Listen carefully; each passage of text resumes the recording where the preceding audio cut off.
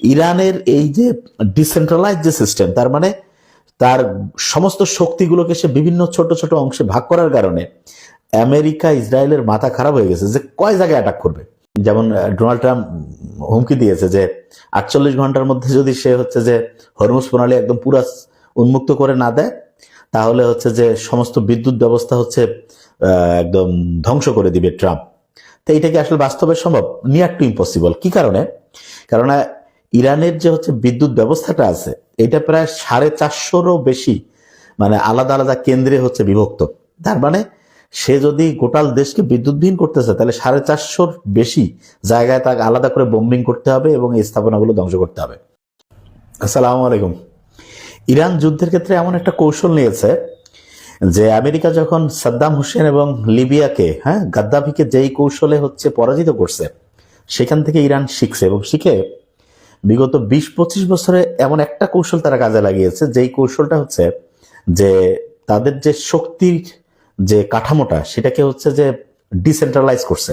তার মানে সাদ্দাম হোসেন তারপরে হচ্ছে গাদ্দাফি যে ছিল, ওইখানে সমস্ত পাওয়ার ছিল কেন্দ্রীভূত। এক জায়গায় অ্যাটাক করছে, লিডারকে মেরে ফেলছে, বাস দেশ দখল করে ফেলছে। তো এই সিস্টেমটা থেকে ইরান কিন্তু শিখছে এবং শিখে তারা যেটা করছে সেটা হচ্ছে তাদের সমস্ত মানে শক্তিগুলো, শক্তি বলতে কিরকম, যেমন তাদের যে হচ্ছে ডিফেন্স সিস্টেম, তারপরে হচ্ছে এয়ার সিস্টেম, এরপরে বলা যেতে পারে মিসাইল সিস্টেম, ড্রোন সিস্টেম, এরপরে ওইটাকে হচ্ছে যে বিদ্যুৎ সিস্টেম, পানির যে হচ্ছে সিস্টেম, এক কথা যতগুলো সিস্টেম আছে সবগুলো তারা ডিসেন্ট্রালাইজ করছে। যেমন ধরা যাক ইরানের যদি বলে যে, যেমন ডোনাল্ড ট্রাম্প হুমকি দিয়েছে যে 48 ঘন্টার মধ্যে যদি সে হচ্ছে যে হরমুজ প্রণালী একদম পুরা উন্মুক্ত করে না দেয়, তাহলে হচ্ছে যে সমস্ত বিদ্যুৎ ব্যবস্থা হচ্ছে একদম ধ্বংস করে দিবে ট্রাম্প। তো এইটা কি আসলে বাস্তবে সম্ভব? Near to impossible. কি কারণে? কারণ ইরানের যে হচ্ছে বিদ্যুৎ ব্যবস্থাটা আছে, এটা প্রায় 450-রও বেশি মানে আলাদা আলাদা কেন্দ্রে হচ্ছে বিভক্ত। তার মানে সে যদি গোটাল দেশকে বিদ্যুৎবিহীন করতেছে, তাহলে 450-র বেশি জায়গায় তাকে আলাদা করে বোম্বিং করতে হবে এবং এই স্থাপনাগুলো ধ্বংস করতে হবে। এটা খুবই ব্যয়বহুল এবং খুব প্রবলেমেটিক।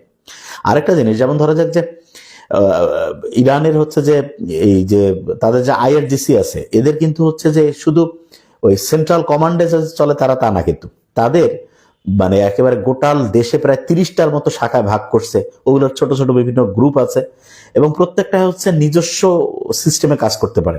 মানে নিজে হচ্ছে ডিফেন্স সিস্টেম তৈরি করতে পারে, নিজে অ্যাটাক করতে কি করতে হবে, মিসাইল কিভাবে ছুটতে হবে, ড্রোন কিভাবে কখন অ্যাটাক দেবে, এগুলো সবগুলো আলাদা আলাদা আছে। তার মানে একটা জায়গায় একটা কমান্ড সিস্টেম ধ্বংস করে গোটাল সিস্টেমটাকে ধ্বংস করতে পারবে, এইটা তার পক্ষে হচ্ছে যে সম্ভব না। এই কারণে যেটা হয়েছে সেটা হলো যে ইরানের এই যে ডিসেন্ট্রালাইজ যে সিস্টেম, তার মানে তার সমস্ত শক্তিগুলোকে সে বিভিন্ন ছোট ছোট অংশে ভাগ করার কারণে আমেরিকা ইসরায়েলের মাথা খারাপ হয়ে গেছে যে কয় জায়গায় অ্যাটাক করবে। এবং অন্যদিকে দেখেন যে ইসরায়েলের যে হচ্ছে, যেমন আমরা একটু আগে জানি যে পরমাণু যে শহর রয়েছে, এটা হচ্ছে ডিমোনা, ওইখানে কিন্তু হচ্ছে অলরেডি অ্যাটাক করছে হচ্ছে ইসরায়েল।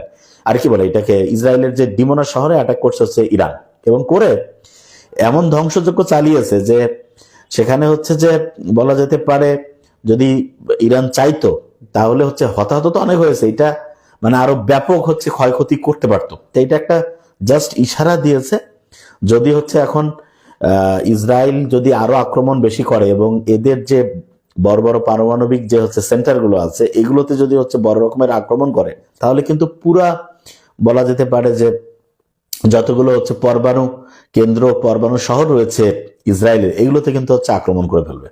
তো এই কারণে এখন যুদ্ধ যে পর্যায়ে গেছে, এই পর্যায়ে সত্যিকার অর্থে মানে আমার মতে যত আগায় যাবে দিন, আমেরিকা এবং ইসরায়েল সত্যিকার অর্থে বিপদে পড়বে। হ্যাঁ, ইরানের অবশ্যই হচ্ছে হতাহত হবে, সবই ঠিক আছে, কিন্তু ইরান তো হচ্ছে যে তাদের মোটিভটাই হচ্ছে যে আমেরিকাকে সে যুদ্ধ বন্ধ করতে যদি চায় আমেরিকা, তাহলে 3টা শর্ত তাকে পূরণ করে তারপরে আসতে হবে।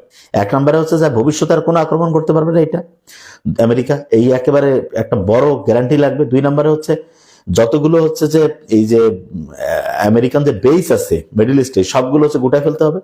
এবং 3 নম্বরে যতগুলো হচ্ছে যে খরচাপাতি হয়েছে এই যুদ্ধে যা কিছু, এই সবগুলো কিন্তু হচ্ছে আমেরিকা ইসরায়েলকে হচ্ছে বহন করতে হবে।